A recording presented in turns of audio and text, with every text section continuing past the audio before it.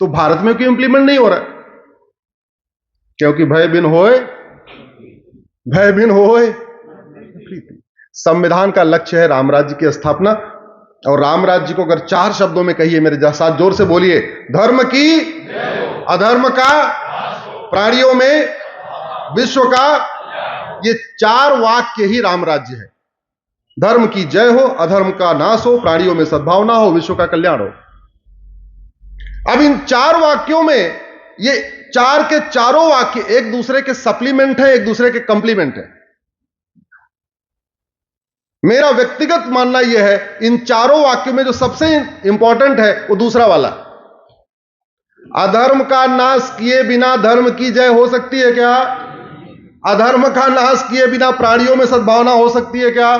अधर्म का नाश किए बिना विश्व का कल्याण हो सकता है क्या? और चूंकि भारत में लोकतंत्र है, अधर्म का नाश जनता लाठी लेके थोड़ी करेगी। आपके सामने कोई व्यक्ति पड़ा हुआ है, आप जानते हो ये विदेशी है, बांग्लादेशी है, आप उसको लाठियों से पीट सकते हो क्या?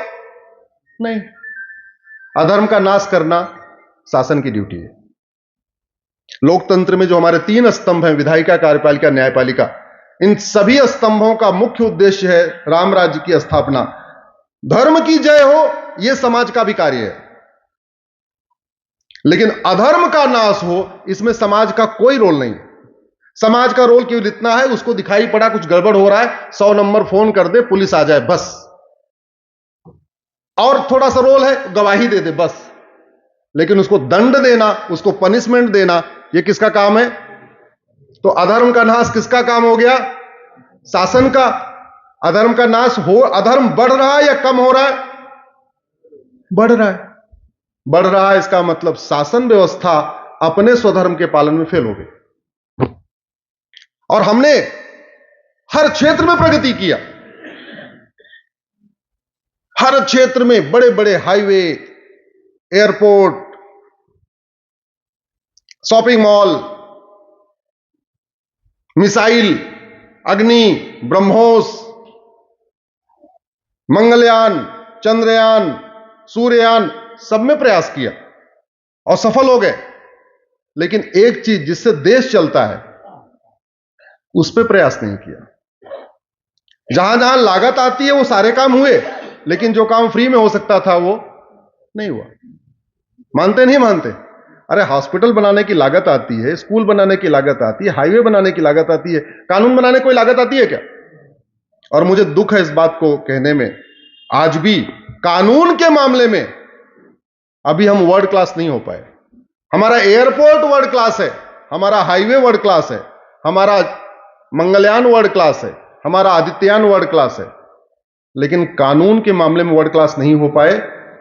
मैं धन्यवाद दूंगा वर्तमान सरकार को, जिन्होंने पिछले 10 वर्षों से यह प्रयास शुरू किया है। मैं पिछले 20 वर्ष से अंग्रेजी कानूनों की होली जलाया करता था। 8 अगस्त को क्विट इंडिया मूवमेंट के दिन मैं सामूहिक रूप से 1950 से पहले जितने कानून होते थे उनको जलाता था। एक बार तो जलाते जलाते तिहाड़ भी चला गया था। धन्यवाद दूंगा वर्तमान सरकार को, उन्होंने 1500 कानून खत्म कर दिए हैं, अंग्रेजी कानून अब तक।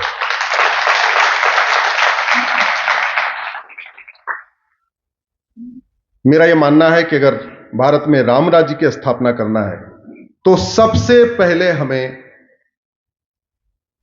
विदेशी सिस्टम खत्म करना पड़ेगा। अगर यह पुलिस व्यवस्था बहुत अच्छी है जो अंग्रेजों वाली आज भी चल रही है, तो अंग्रेजों को सजा क्यों नहीं हुई? इस देश में 47 से पहले पीड़ित कौन थे? भारतीय। अत्याचार करने वाले कौन थे? अंग्रेज। किसी अंग्रेज को सजा हुई क्या? क्यों भाई? किसी भी कानून का नेट रिजल्ट यही होता है ना कि उससे हो क्या रहा है, उसका इफेक्ट क्या आ रहा है। आपको बहुत अच्छा खाना बनाना आता हो, अगर खाना बढ़िया बन ही नहीं रहा है तो काहे के लिए बहुत अच्छी बात नहीं है। तो अगर कानून ये वास्तव में बढ़िया था, ये पुलिस सिस्टम अच्छा है, न्यायिक व्यवस्था अच्छी है, जुडिशियल सिस्टम अच्छा है, तो फिर अंग्रेजों को सजा क्यों नहीं हुई? अरे और किसी को नहीं होती तो जिन लोगों ने जलियांवाला बाग कांड में अंधाधुंध गोलियां चलाई थी और जिसने गोली चलाने का ऑर्डर दिया था, कम से कम उसको सजा हो जाती। जिन लोगों ने तिलक को मारा उनको सजा हो जाती।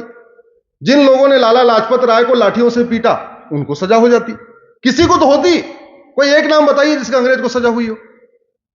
अंग्रेजों ने यह व्यवस्था हमारे लिए नहीं बनाई थी, अंग्रेजों ने यह व्यवस्था केवल और केवल अपने लिए बनाई थी। और यही कारण है कि आज की डेट में मुकदमों के फैसले तो हो रहे हैं लेकिन न्याय नहीं हो रहा है। और मुकदमों के फैसले क्या स्थिति है, 5 करोड़ मुकदमे तो कोर्ट में पेंडिंग है। एक मुकदमे से एक परिवार अगर टेंशन में है तो इसका मतलब 5 करोड़ परिवार टेंशन में है। एक परिवार में जो तारीख पे तारीख जाता है उसी को टेंशन नहीं होती, उसकी पत्नी को टेंशन होती, उसके मां बाप को टेंशन होती है, अगर 2 बच्चे हैं तो उनको भी टेंशन होती है। तो एक परिवार में एवरेज 6 आदमी जोड़ लीजिए, यानी 30 करोड़ भारतीय टेंशन में है। अमेरिका की जनसंख्या 30 करोड़ है, यानी एक अमेरिका के बराबर भारत में लोग मुकदमों के कारण टेंशन में है। भारत की जीडीपी बहुत तेजी के साथ न बढ़ने का कारण है हमारी घटिया न्यायिक व्यवस्था। लोग, बाहर के लोग पैसा लगाने में डरते हैं कि अगर मैं पैसा लगा दूं और कहीं मामला कोर्ट में चला गया तो 30-40 साल मुकदमा चलता रहेगा, तो क्यों लगाएंगे। यह सिचुएशन है। दिल्ली में रात को 2 बजे लोग घूमने से डरते हैं और दुबई में जाकर रात को 2 बजे घूमते हैं, क्यों। इसका मतलब दुबई में अपराध नहीं है, दुबई में खौफ नहीं है, दुबई में, और क्यों नहीं है। अभी कुछ दिन पहले सिंगापुर में एक व्यक्ति 900 ग्राम गांजा लेके एक कॉलेज के पास गया था। सिंगापुर में एक कॉलेज के पास 900 ग्राम गांजा लेके वो गया कॉलेज में सप्लाई करने के लिए। पकड़ लिया, 6 महीने के अंदर फांसी दे दिया। कितना गांजा, 900 ग्राम, सीधे डेथ, फांसी। दोबारा कोई वहां गांजा ले घूमेगा क्या, कोई घूमेगा। हमारी यंग जनरेशन बर्बाद हो रही है। नशा और अश्लीलता के कारण हमारी यंग जनरेशन बर्बाद हो रही है। जितनी तेजी के साथ नशा फैल रहा है उतनी तेजी के साथ अश्लीलता फैल रही है, जितनी तेजी के साथ अश्लीलता फैल रही है उतनी तेजी के साथ ड्रग फैल रहा है। School, college, law college, engineering college, medical college, सब कुछ होता रहा है। क्यों, क्योंकि हमारे यहां 9-9 कुंटल गांजा पकड़ा जाता है, आज तक किसी को फांसी नहीं हुई। और जो फांसी नहीं हुई तो खौफ नहीं है। वैसे आप लोग वॉक करते हैं ना, मॉर्निंग वॉक, कौन कौन करता है, सब लोग करते हैं। आप लोगों के यहां शायद कुत्ते उत्ते नहीं काटते होंगे। दिल्ली में जितने लोग मॉर्निंग वॉक करते हैं डंडा लेके चलते हैं। पर्पज क्या है, रोज कुत्ते को मारना थोड़ी है। पर्पज यह है, मेरे पास डंडा है, कुत्ता अपने आप दूर से आएगा नहीं। खौफ, डंडे का खौफ, चलाना नहीं है। इसमें दुनिया के 10 देशों के पास परमाणु बम है, कोई चला रहा है दूसरे के ऊपर, ना अमेरिका चला रहा है ना रूस चला रहा है। कितने दिन से वो वहां वाला युद्ध चल रहा है, रूस और कौन सा देश है वो, यूक्रेन। परमाणु बम चलाया क्या, नहीं। परमाणु बम किस लिए, खौफ, डराने के लिए। अग्नि मिसाइल हमने बना रखी है 7,500 किलोमीटर मार करने वाली, चलाई क्या, खौफ। ब्रह्मोस बना रखी है, पनडुब्बी बना रखी है, चलाया क्या, नहीं। किस लिए बना रखा है, खौफ, डेटरेंट के लिए। ऐसे ही जो कठोर कानून बनाए जाते हैं ना, वो खौफ पैदा करने के लिए बनाए जाते हैं। राम राज्य तब आता है जब शिक्षा व्यवस्था ऐसी हो कि वह व्यक्ति अंदर से ही संस्कारी हो, अंदर से उसकी शिक्षा व्यवस्था इतनी अच्छी हो कि वो अपने स्वधर्म का पालन करना शुरू कर दे। सब नर करें परस्पर प्रीति। लेकिन दंड व्यवस्था ऐसी हो कि अगर वो कभी अपराध करने के बारे में सोचे, गलती करने के बारे में सोचे, तो 1000 बार वो सोचे कि अगर मैंने इसका किया तो मेरा क्या नतीजा होगा, फलाने आदमी ने किया था उसका क्या नतीजा होगा। दुर्भाग्यवश वो दोनों ही हमने बदलाव नहीं किया। न शिक्षा व्यवस्था हमने बदला, न दंड व्यवस्था बदला। तो आज की डेट में संविधान के प्रियम्बल में एक शब्द है, सोवरेन। सबको आपने पढ़ा होगा प्रियम्बल। संविधान में इंडिपेंडेंट शब्द कहीं लिखा ही नहीं है। क्यों, क्योंकि 1947 में हम इंडिपेंडेंट हो चुके थे।